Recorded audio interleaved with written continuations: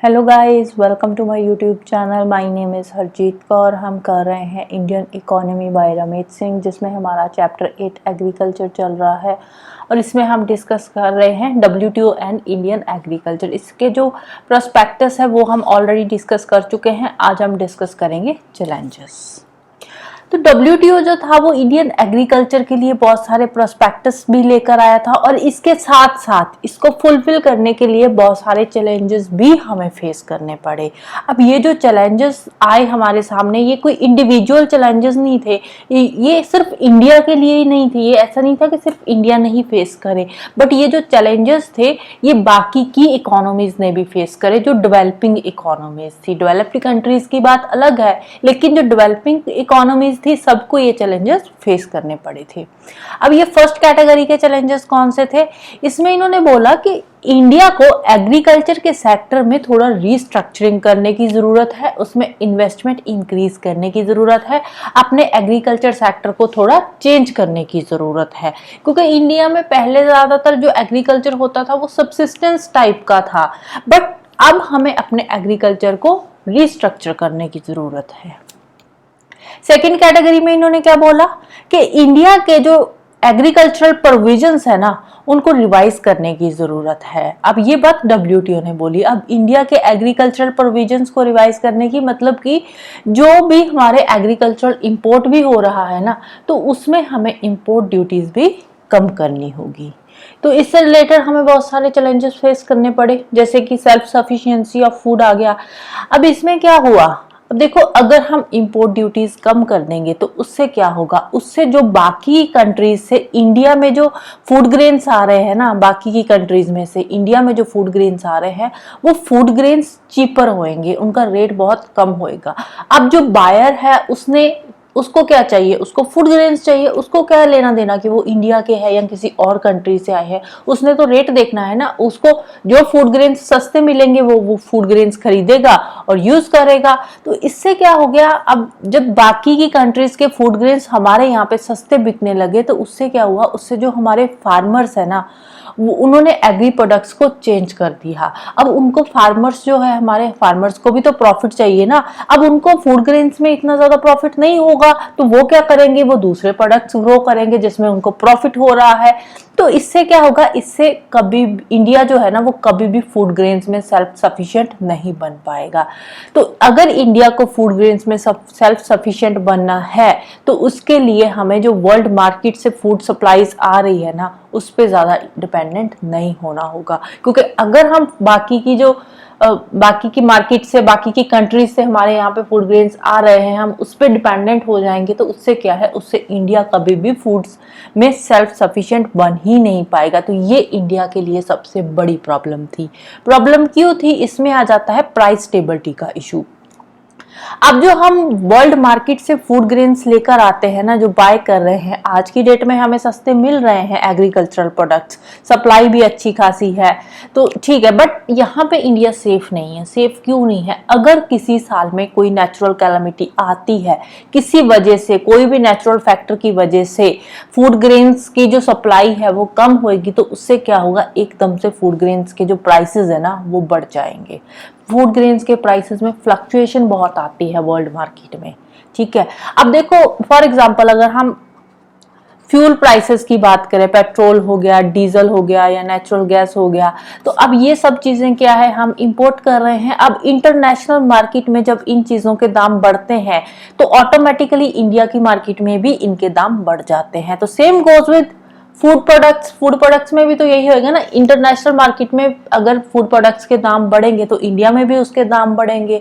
International market में क्यों बढ़ेंगे? अगर कोई नेचुरल कैलेमिटी आएगी, कोई नेचुरल फैक्टर की वजह से अगर इंटरनेशनल मार्केट में दाम बढ़ रहे हैं फूड ग्रेन्स के, तो इंडिया में भी फूड ग्रेन्स के दाम ऑटोमेटिकली बढ़ जाएंगे। तो फूड ग्रेन्स के प्राइसेस में बहुत ज्यादा फ्लक्चुएशन आएगी, स्टेबिलिटी नहीं बन पाएगी। दूसरी तरफ अगर हम सेल्फ सफिशिएंट होंगे फूड ग्रेन्स में तो उससे क्या है? उससे प्राइस स्टेबल रहेगा हमारे फूड ग्रेन्स का, उसका अफेक्ट नहीं पड़ेगा। ये जो नेचुरल कैलेमिटी है उसका अफेक्ट हमारे फूड ग्रेन्स के प्राइसेस पे ज्यादा नहीं पड़ेगा, क्योंकि हम अपनी कंट्री में ही ग्रो कर रहे हैं, स्टोर करके रख रहे हैं, हमारे पास सफिशिएंट फूड ग्रेन्स है साल भर के लिए। तो कोई नेचुरल कैलेमिटी आती भी है तो उसका इतना ज्यादा अफेक्ट नहीं पड़ेगा प्राइस स्टेबिलिटी पे। राइट। फिर और किस पे इफेक्ट आएगा, क्रॉपिंग पैटर्न। अब देखो हमारे फार्मर्स जो है वो वही कमोडिटीज वही क्रॉप्स ग्रो करेंगे जिसमें उनको प्रॉफिट है, जिसपे उनको फायदा हो रहा है। बाकी के वो फूड ग्रेन्स या फिर वो वाली क्रॉप्स क्यों वो ग्रो करेंगे जिसमें उनको कोई प्रॉफिट ही नहीं है। तो इससे क्या हो जाएगा, इससे हमारा जो क्रॉपिंग पैटर्न है ना वो इम्बैलेंस्ड हो जाएगा। अगर हमारा क्रॉपिंग पैटर्न इम्बैलेंस्ड होएगा तो उसके चलते हुए इसका जो इफेक्ट है वो हमारी इकोलॉजी पे भी पड़ेगा, हमारी इकोलॉजी भी एडवर्सली इफेक्ट होएगी इससे। वीकर सेक्शन की बात करें, अब ये जो ग्लोबलाइजेशन के बेनिफिट्स है ना ये सारे सेक्शंस के लिए नहीं है। अब हमारे इंडिया में जो पॉपुलेशन है, बहुत सारी पॉपुलेशन, ज़्यादातर जो हमारी इंडिया की पॉपुलेशन है वो वीकर सेक्शंस की है, वो गरीब लोगों की है। जैसे कि थर्ड वर्ल्ड कंट्रीज में होता है वैसे ही हमारे यहाँ पे है। वीकर सेक्शन के जो लोग हैं, जो गरीब लोग हैं वो ज़्यादा है, अमीर लोग तो थोड़े बहुत ही है, गिनती के लोग ही, अमीर लोग तो ज़्यादा है ही नहीं है हमारे यहाँ पे। तो अब जब ग्लोबलाइजेशन का इफेक्ट किस पे पड़ रहा है, ग्लोबलाइजेशन का इफेक्ट इन वीकर सेक्शंस पे भी पड़ रहा है। कैसे पड़ रहा है, अब देखो ग्लोबलाइजेशन के टाइम पे, अब ये एक कंट्री है, ठीक है, इस कंट्री में हो सकता है किसी एक साल में एक पार्ट में तो बहुत ज्यादा फायदा हो इसी कंट्री के अंदर ही एक पार्ट में, और दूसरी साइड पे यहाँ पे जो वीकर सेक्शन के लोग बैठे हैं, जो गरीब लोग बैठे हैं, ये बहुत ज्यादा एडवर्सली इफेक्ट हो ग्लोबलाइजेशन की वजह से। कैसे, क्योंकि ये जो गरीब लोग हैं ना, अभी इनके पास कोई ज्यादा अपॉर्चुनिटीज नहीं होती, ना इनके पास पैसा है, ना कोई इन्वेस्टमेंट है, ना ही कोई प्रॉपर एंटरप्रेन्योरशिप है। इसके चलते हुए इनको कोई ज्यादा फायदा नहीं होता। इनके पास वही थोड़े बहुत पैसे होते हैं फूड ग्रेन्स खरीदने के, और फूड ग्रेन्स का भी इनका वही हिसाब किताब होता है जो इनको मिल रहा है 10 रुपए किलो, जैसे कोई भी इनको फूड ग्रेन्स मिल रहे हैं। तो अब हुआ क्या, इंटरनेशनल मार्केट में एकदम से फूड के प्राइसेस बढ़ गए। अब नॉर्मल केसेस में क्या थे, फूड के प्राइसेस 10 रुपए केजी इनको मिल रहे थे फूड, ठीक है, तो 10 से 11 हो जाएगा, 12 हो जाएगा, ये अफोर्ड कर लेंगे, चलो ले लेंगे, ठीक है, कम खा लेंगे, जैसे भी करेंगे ये खा लेंगे। बट हुआ क्या, अब किसी साल नेचुरल कैलेमिटी की वजह से एकदम से इंटरनेशनल मार्केट में फूड ग्रेन्स के प्राइसेस बढ़ गए। अब ये जो 10 से सीधा फूड ग्रेन के जो प्राइसेस है वो 30 रुपए में पहुंच गए। पहले 10 रुपए के थे, अब 30 से सीधे पहुंच गए 30 रुपए पे। अब ये जो दूसरे लोग हैं, अब ये तो अफोर्ड कर लेंगे, लेकिन ये जो गरीब लोग हैं ना, ये इतना ज्यादा प्राइस में फ्लक्चुएशन अफोर्ड नहीं कर पाएंगे, क्योंकि एकदम से अगर इतना प्राइस बढ़ेगा तो ये गरीब लोग अफोर्ड कर ही नहीं पाएंगे। जो दिहाड़ी मजदूर है वो कहाँ अफोर्ड कर पाएंगे, राइट। तो यहाँ पे वीकर सेक्शन के जो लोग हैं ना, ये एडवर्सली इफेक्ट हो रहे हैं ग्लोबलाइजेशन की वजह से। अब इसके लिए हमें क्या करना होगा, अब ये जो वीकर सेक्शन है इनको तो फिर कोई चांस मिल ही नहीं रहा, ना ग्रो करने का चांस मिल रहा है, ना इनकी कोई डेवलपमेंट हो रही है ग्लोबलाइजेशन के चलते हुए। तो अगर इन लोगों को ग्लोबलाइजेशन का बेनिफिट करवाना है तो इनके अकॉर्डिंग जो प्राइस है उनको थोड़ा स्टेबल करना पड़ेगा। तो हमें कोई ऐसे मेजर्स लेने पड़ेंगे जो सोसाइटी ओरिएंटेड हो। अब ये जो सोसाइटी ओरिएंटेड मेजर्स को फॉलो करना, ये हमारे लिए सबसे बड़ा चैलेंज था उस टाइम पे।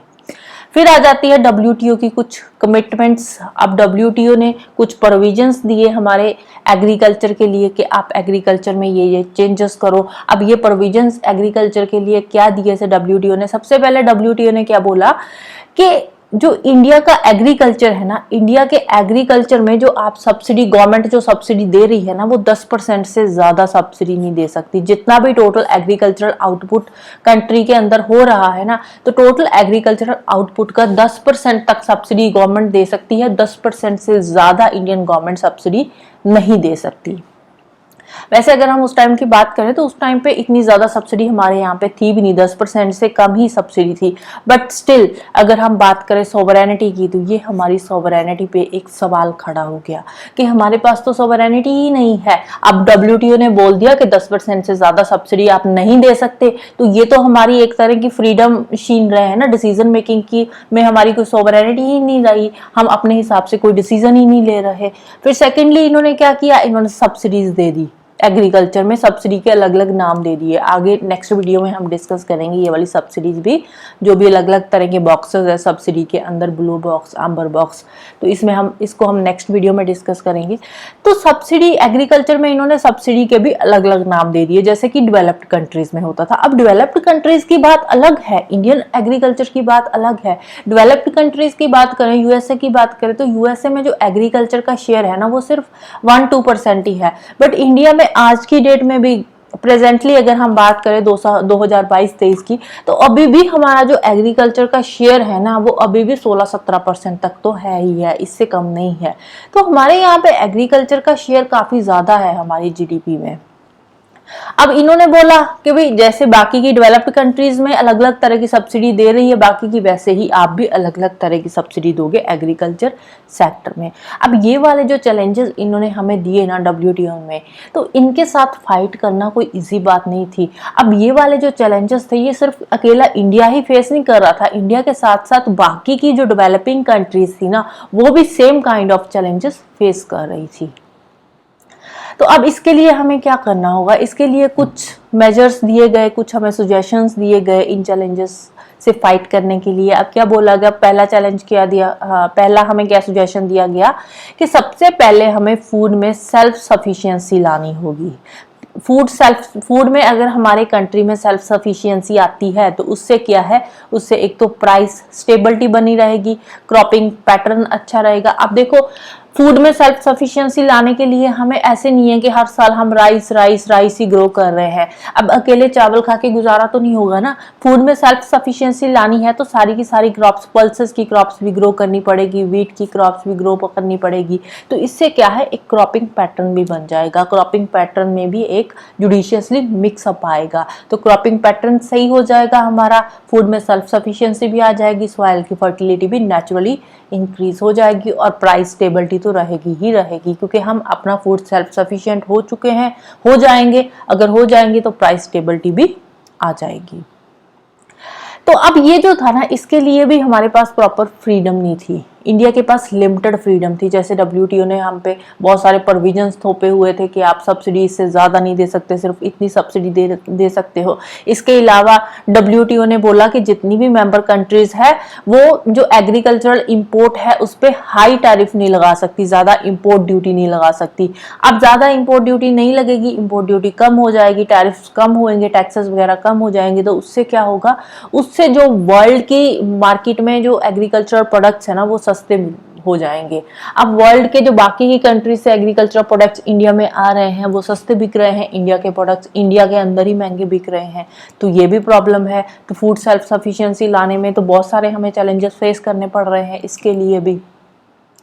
तो अब जो डब्ल्यूटीओ है ना वो हर जगह सामने आकर खड़ा हो जाता है, अपने बहुत सारी रिस्ट्रिक्शंस लगा देता है। हम तो सोचते हैं कि हम ऐसा करेंगे वैसा करेंगे, बट डब्ल्यूटीओ के बहुत सारे प्रोविजंस सामने आ जाते हैं हमारे, तो उनको भी फिर देखना पड़ता है, उसके अकॉर्डिंग करना पड़ता है। दूसरा, एग्रीकल्चरल सब्सिडीज आ गई कि अलग अलग तरह की सब्सिडीज लेकर आओ एग्रीकल्चर सेक्टर में, जैसे बाकी की कंट्रीज में होता है। तो इस तरह से बहुत सारे प्रोविजंस डब्ल्यूटीओ ने हमारे ऊपर लगाए कि भाई आपने ऐसा करना है वैसा करना है। तो ये सारे चैलेंजेस हमें फेस करने पड़ रहे थे। फिर फाइनली जो इंडिया था उसने सोचा, अब ये जो डब्ल्यूटीओ है ये कोई गॉड गिवन तो है नहीं, कोई भगवान तो है नहीं कि हम इनकी सारी बातें मानते जाएं, डब्ल्यूटीओ हमें जो भी बोल रहा है हम सारी बातें मानेंगे। तो इंडिया वालों ने भी बोल दिया कि भाई अगर आप हमारे ऊपर एक हद से ज्यादा लिमिट्स लगाओगे ना तो हम डब्ल्यूटीओ को छोड़ देंगे, हम डब्ल्यूटीओ का मेंबर ही नहीं रहेंगे, हम डब्ल्यूटीओ की जो मेंबरशिप है उस मेंबरशिप को ही छोड़ देंगे। इंडिया ने भी बोला और भी बहुत सारी डेवलपिंग कंट्रीज थी जिन्होंने ये बात बोली। अब जब इन्होंने ये बात बोली उस टाइम पे एक बार के लिए तो जो डब्ल्यूटीओ था वो हो गया, जहाँ बाकी की जो डेवलप्ड कंट्रीज थी उनके भी कान खड़े हो गए कि ये क्या बोल दिया इन्होंने कि ये डब्ल्यूटीओ की ही मेंबरशिप छोड़ देंगे। तो बट ये बात जो इन्होंने बोली ना, ये बात कहनी आसान थी बट करना उतना ही मुश्किल था, क्योंकि बहुत सारी चीजें ऐसी होती है आराम से हम बोल तो देते हैं लेकिन उनको इम्प्लीमेंट करना मुश्किल हो जाता है। तो 1995 के बाद हमने देखा पोलराइजेशन बहुत आ गई, डब्ल्यूटीओ की मेंबर कंट्रीज के अंदर ही पोलराइजेशन आ गई। अब कंट्रीज के बीच में आपस में ही नहीं बन रही थी, तो वहां पे आप डब्ल्यूटीओ की मेंबरशिप छोड़ने की बात कर रहे हो। एक कंट्री छोड़ भी देगी तो उससे क्या होगा, डब्ल्यूटीओ को तो कोई फर्क पड़ेगा नहीं, बाकी की तो इतनी सारी कंट्रीज है ना, अकेला इंडिया तो ये सारे डिसीजन ले नहीं सकता। तो वहां पे अब हमने देखा कि 1995 के बाद डब्ल्यूटीओ के अंदर ही बहुत सारी पोलराइजेशन आ गई, बहुत सारी कंट्रीज थी डब्ल्यूटीओ के अंदर ही जो बात मान रही थी, बहुत सारी कंट्रीज नहीं भी बात मान रही थी। तो इसी के बीच में फिर एक मीटिंग हुई थी डब्ल्यूटीओ की, सिटी राउंड जिसको बोलते हैं।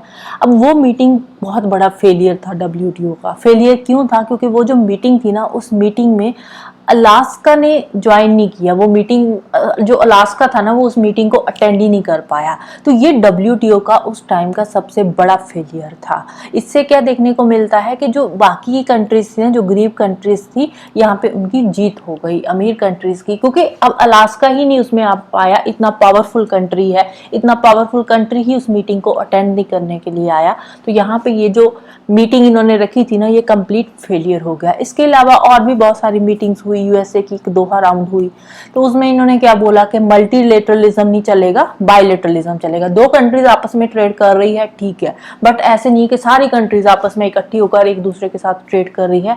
तो बायलेटरलिज्म चलेगा, मल्टीलेटरलिज्म नहीं चलेगा। फिर उसके बाद आती है यूरोपियन यूनियन। अब जैसे ही यूरोपियन यूनियन आई, यूएसए के कान खड़े हो गए। अब 2002 में WTO की हिस्ट्री बिल्कुल ही चेंज हो गई, क्योंकि उस टाइम पे एक्शन में आई यूरोपियन यूनियन। अब जब यूरोपियन यूनियन आई तो ये अपने कुछ डेवलपिंग नेशन से रिलेटेड, एग्रीकल्चर रिलेटेड इश्यूज इन्होंने डिस्कस करे, उन्होंने अपनी एक announcement they the developing Nations को लेकर। उसके बाद अब इनकी जब जो अनाउंसमेंट हुई थी उसको देखकर फिर यूएसए ने अपनी कुछ इंटेंशंस रखी कि ऐसा नहीं होना चाहिए, वैसा नहीं होना चाहिए। इसके बाद बहुत सारी इनकी मीटिंग्स हुई, WTO की, EU की, तो अलग अलग मीटिंग्स हुई, हांगकांग डेलिब्रेशंस हुई, इसके अलावा और बहुत सारी मीटिंग्स हुई। और फाइनल इन सब मीटिंग्स का, ये जो भी मीटिंग्स इनकी आपस में हो रही थी, इनका रिजल्ट क्या निकला? इन्होंने बोला कि इंडिया को अगर इंटरनेशनल लेवल पे compete करना है तो इंडिया को अपने एरिया ऑफ प्रोडक्शन को थोड़ा बूस्ट करना होगा, थोड़ा अच्छा बनाना होगा। कैसे अच्छा बनाना होगा? अपनी रिसर्च एंड डेवलपमेंट को में इंप्रूवमेंट लानी होगी, बायोटेक्नोलॉजी हो गया, information technology, health and phytosanitary matters में थोड़ा बेस्ट स्टैंडर्ड्स लेकर आने पड़ेंगे, सो दैट कि जो इंडिया की गुड्स एंड सर्विसेज है वो इंटरनेशनल मार्केट में अच्छे से compete कर पाए, राइट। तो ये थे WTO के चैलेंजेस जो इंडिया को और बाकी की डेवलपिंग कंट्रीज को फेस करने पड़े, राइट। तो नेक्स्ट वीडियो में हम सब्सिडीज के बारे में डिस्कस करेंगे। तो जाने से पहले वीडियो को लाइक कर देना, शेयर कर देना और चैनल को सब्सक्राइब कर लेना। Thank you, bye bye and have a nice day.